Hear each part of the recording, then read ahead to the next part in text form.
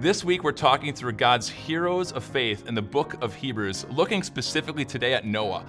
Let me tell you, if I was Noah, I'd be pretty proud of myself for building something the size of a small strip mall and saving my family and all the animal species of the world. I mean, that ark that God had him build was huge, 450 feet long. That's the size of a football field, plus the end zones, plus another 90 feet.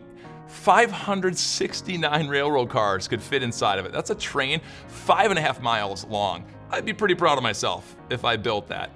And then think of when Noah built it, before power tools and modern machinery, and the people of Noah's day were described as only evil all the time.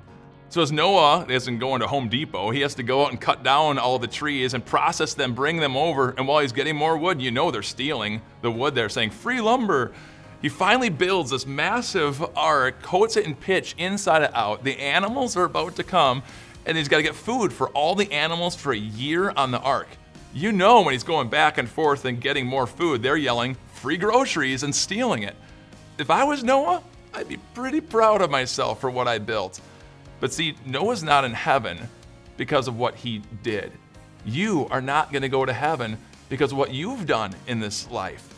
We get pretty proud of ourselves with the accomplishments that God has given us in this life. We get tempted to be proud of ourselves, that we've grown in our faith and we're a better version of ourselves. But see, there's a hole in that plan, and it can't get us to heaven. God says that even our most righteous acts, here we are in Isaiah chapter 64, all our righteous acts are like filthy rags. There's sin attached to them, making a hole in them. So you can't get to heaven because you're a better version of you. I'm not going to heaven because I'm a better version of me, or even that I'm a pastor.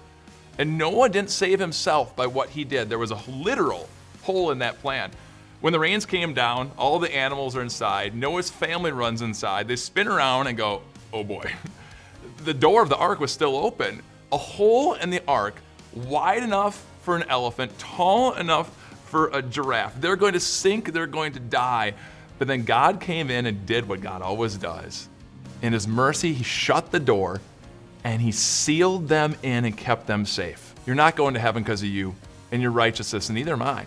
We're going to heaven because of the righteousness given to us by Jesus on his cross of mercy.